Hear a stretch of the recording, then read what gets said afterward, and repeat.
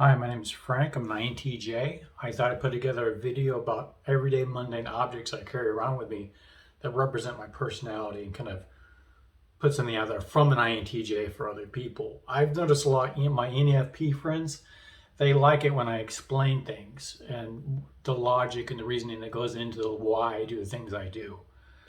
Maybe if we're lucky, I might put a few INTJ stares in there or whatever you guys call it. I'm just kidding. I'm not really rehearsing this. I'm just kind of winging it as I go. Maybe if this is proved successful, I'll make more videos, put some more effort into it. But I'm just trying to do it one take, so it might be a little sloppy. Here we go. First thing about me that I wear is a wristwatch. Not a lot of people wear a wristwatch, especially today's day and age. It's kind of more logical just to have a cell phone and kind of whip it out and check it like that. But I don't really like using my cell phone a whole lot. Part of it. I love technology. I'm an early adopter of technology, but I prefer the interface with the internet using my computer. Cell phone's nice, but I don't like what comes with it. The communication, the social stuff like Facebook, Twitter. I can't stand it. And that's why I don't wear a smartwatch. As opposed to not wearing a watch at all. Some people do that, but I think it's kind of like having a blank slate, and people kind of fill that slate in with whatever they want. It could be negative, it could be positive. So I like to kind of take charge of that and put myself out there, so it's a kind of something they can tell a little bit about me just by looking at me, as opposed to just leaving it blank and then to figure it out. It's just a watch is one of the few bits of jewelry a man can wear always. Now the watch I got in particular, it's a basic simple watch. It's just a Timex weekender. But what I like about it, it's very reminiscent of the earliest watches that were used in World War One. They're originally pocket watches that they kind of welded lugs onto the side that had a strap. And this really much hints at that with the plain design, raised dial, raised interface here. The white watch face is easy to read with plain letters, so it's very plain and clean. Another thing I like about it, it's just a NATO strap. It's nothing fancy, very practical. It's also very modern. So when it comes to aesthetics and style, that's really what I really love in lots of things, when they combine something old and something new. It's very practical. It's a very cheap basic watch. I'd like to have a nicer watch someday, but this gets the job done. Actually, it's one of my cheapest watches, and I got a lot of compliments on it compared to some of the more expensive ones I got, believe it or not. It's nothing about why I wear it, that being very, oh, time is a monster chasing us, we gotta be productive. No, none of that bullshit. I just wear a watch for those reasons. As I've gotten older, I'm trying to get better about my appearance and putting my persona out there so people can read it. As an INTJ, I usually kind of keep things very blank and plain. But like I said, a lot of times people put a very negative spin on it because they can't read it. So I try to put things out there, and I try to put them out there in a very sincere way. So that watch does represent a lot of things I value, and it is kind of practical. My next practical thing, I think, is my multi-tool, my Leatherman. I even have a laser engraved name on it. I don't know if you can even see that. But I love tools in the sense that I always having a tool on me because I can fix things. I've always been drawn to fixing things and understand how things work. I remember when I was a kid, I used to always take toys apart. And my mom would go to the thrift store and actually buy electronics or toys just so I could take them apart and see how they worked. And it was my grandpa that showed me the first way to use a screwdriver and to take things apart that way and to be able to successfully put them back together again. And I've always been that way. I've even fixed my car with just this on me. So I always like having a tool on me. It kind of goes back to my earlier military days. I'd climb up on a ladder to fix the aircraft, and if only I had a screwdriver or pliers, I could fix it. I gotta climb back down. So I'd always have a tool on me to fix it. It has just about everything you need. The most useful tool on here is actually these guys, because you can just do a lot of things with them. You can grab stuff. It has a flathead Phillips, knife. But the one thing I do use a lot is the bottle opener. Now, if I'm at a party and I go up to someone, they got a beer and they got a bottle opener, and I go to this, they kind of freak out. Like, what's that tool? Oh my God, what's weird? Well, I guess it looks weird because it has lots of holes in it. The holes make it lightweight. This is the skeletal one. It's one of the most lightweight screwdrivers or multi-tools there are out there. And that's why I like it. I carry it every day. If I'm wearing slacks or whatever, it doesn't weigh me down too much. Other than that, the other tool I carry with me is this Leatherman Micra. It's really tiny, laser engraved too. I like it because it's really small, lightweight, and I can fit in that little tiny pocket on your jeans. So even if I'm wearing, even on a hot summer day and I'm wearing very thin pants and I don't want to have lots of weight on me, the Leatherman, I could just wear this. And it has all the same tools, from a knife to a screwdriver, even a bottle opener. But the most useful tool I've ever used on this is just plain scissors. It blows my mind how often I use the scissors on everything. But yeah, I've always been drawn to understanding how things work, and I'm tempted if there's some kind of new device, like a toy or a gadget, and it does something that I have no idea how it did it, I am tempted to take it apart right then and there. And I've actually fixed things like at a grocery store, their checkout counter is loose. I've gone up and just tightened it. That's just who I am. What else do I got? Of all things, INT probably has most of his books.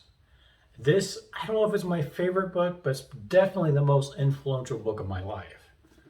I remember when I was in high school in English class, I hated that class. But what I would do, I'd sit back with earbuds and listening to them on the way back, and I would read books on my own. And I noticed beside me with the class, there's a bookshelf full, hundreds of books. And this is one of the books I grabbed at random, and I think it's because it had a rainbow color, it kind of appealed to me. But it's just the story of philosophy by Will Durant. It's probably the most comprehensive summary of philosophy from Socrates to Bertrand Russell. It covers everything so succinctly that it's just amazing. It does probably the best summary of Spinoza to Plato, and even Nietzsche. It covers him very well.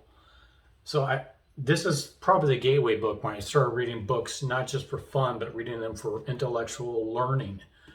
And afterwards, I realized this author, he wrote a lot of other books about history. A 10-volume set of history from the Sumerians all the way up to Napoleon.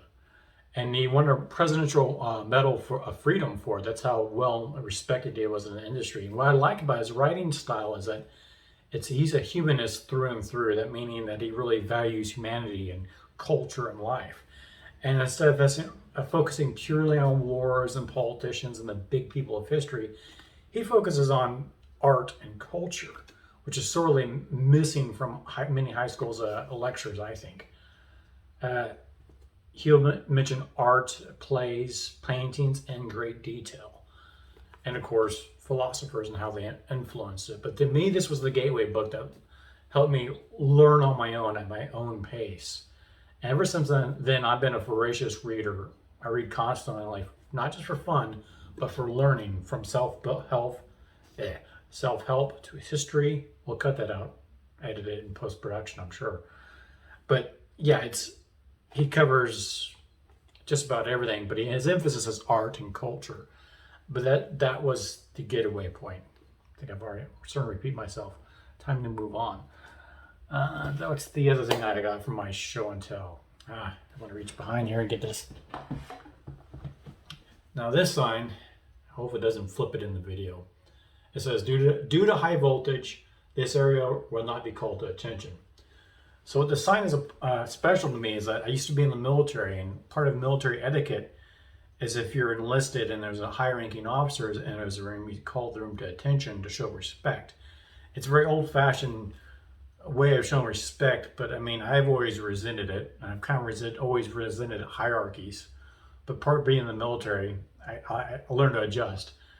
I think INTJs can adjust to hierarchical structures in the military just fine, but it does get to us. In the military, I did read a lot of books in my downtime, always trying to learn and grow. But the irony of this sign is that when I was deployed to a base that used to be a British Indian Ocean Territory base, this sign used to be a part of a mechanical shop. And the only rule you wouldn't call a room to attention is if it was dangerous, if you're working with tools, or in this case, high voltage. So this sign was up, but this was no longer a machine shop. This was just an empty room we used for breaks, and we would just sit around with nothing to do, waiting for airplanes to land, and we'd fix them. And so we would stare at this sign for hours and wonder what it was doing there, because we knew if there was ever an officer that came in, we would be called to attention regardless of what the sign said. But to me, it really represented a kind of like a act of defiance that we will not be called to attention. It was very powerless and meaningless, but it was an important act of defiance. So I kind of cherished it. That and the idea is like some kind of relic from what this place used to be that has nowhere like it was now. It's that combination of really old and really new that really appeals to me on a lot of things. So my last day at that deployment, I took my Leatherman and I took it down and took it as a souvenir. I cherish this, and I put this up wherever I live. And I've had my military friends come by and say hi to me, and they ask, "Oh, so that's where the sign went that we all stared at for hours in that base?" Yeah, I took it. It's my souvenir. So it's one of those things that's pointless to everyone except me, but it symbolizes a lot, and I enjoy explaining that to whoever will listen. Okay, well, I'm doing pretty well. I haven't really messed up. Do I have to do an INTJ stare right now? Is that what we do? Okay, I see. Okay, we got. Is that it? I get. Well, who cares? Okay, now for a little bit more fun stuff. To me, Star Trek has always been a big part of my life. Ever since I was a kid, I used to watch the show, and it's probably the most INTJ show you can find out there. And I think Mr. Spock is probably the most INTJ character. At least, I mean, I think he's, as an outsider, as an INTJ, that's how outsiders view INTJs. I don't think he's a really great INTJ, but he's pretty darn close. But Star Trek's always appealed to me, and I can go into detail upon detail about Star Trek, the show, the characters, even I love the technology. And I love it when a science fiction show creates their own science, their own technology, and they stick to the rules. And that's the difference between science fiction and science fantasy. Science fantasy, like Lord of the Rings, Harry Potter, they're fine, but they never stick to the rules they make. They're always kind of making it up as they go. Also, those shows are more about the person is special, and it's not the science. Star Trek, it doesn't matter the person's in the situation. It's more scientific. It's about the theory and application. Star Wars, for example, Luke Skywalker is special. He is born into it. Star Trek is not quite like that. Like Spock can use the same math equations as Data would do. It's the science that matters, not the person. So there's a lot of science and technology involved to it. And although it's just fake technology, I love it to a sense, because when they made the show, they consulted engineers and rocket scientists, like how would we really do it? And that's a lot of the technology here. Like the warp drive is how they theorized how one way we go faster than light. But what I like about I'll talk about the aesthetics of Star Trek, the original. One thing I like about it is what they use as a space age or atomic age design style. They also call it atomic or Gogi style. You'll see that in the Las Vegas sign, for example, and the Space Needle in Seattle, I believe it is. So an example of that, you got this really big, massive saucer with a spindly, scrawny-looking neck supporting all this weight, and you think, how is that possible? Well, it's done because this is really using a lot of technology and math and science. You can do that, but it's a optimistic view of science and technology. It's really rare in science fiction. It's what you'd see in the 1950s and 60s, where you think someone would say atomic power, and they think, oh, that's wonderful. They think about all the positive implications. They don't think about the negatives. Nowadays, you think of Blade Runner and Star Wars, everything's grimy and dirty, but Star Wars isn't like that. It's very optimistic.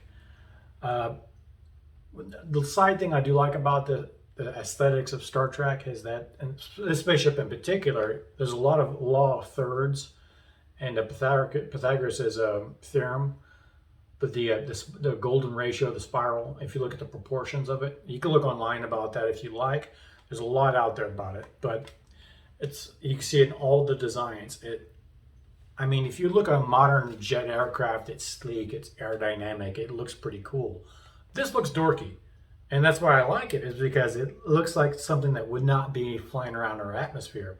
It could only exist in space, because of the scrawny arms, and it's not aerodynamic. So that's what I like about it. The last thing I'll just talk about, like I said, I can go in detail about this. But the last thing I'll say is about the specifics of the spaceship design is one little thing that always appealed to me when I was younger, is that the sense of scale is really done here. So the very first episode, you see him zoom in on the bridge, and the bridge gives you a sense of scale because this was a window. You could see the people walking around, and you see, oh, people are that big. The ship is that big. So to me, it was always appealing to me that a spaceship could fly around in space and it's that massive. But what I think is interesting is that the elevator going up to the bridge, or the turbo lift, that's the marker for it. It's at the 12 o'clock position. And the original show, you had Shatner and Kirk, and he would sit there in the captain's chair, someone to come on the ship. And if this was where the door entry would be at the very 12 o'clock position, he'd turn around like this. It's not very photogenic. So what they did was they moved it over here to where this door is right now. So someone would come onto the ship and he would look over like that, and he would look pretty photogenic. But they never changed the model. The model always has it this position. So I always thought that was interesting. That's about it. If I go into detail about that, you guys would be bored, I'm sure. But hopefully this video turned out. Hopefully I didn't stutter and mumble too much. If you guys like it, I can do some more. Or if you have any comments, or if you want me to explain things more about myself or about Star Trek, I'm more than glad to do that for you. Until next time, I think I did pretty good. Only in one take. Bye.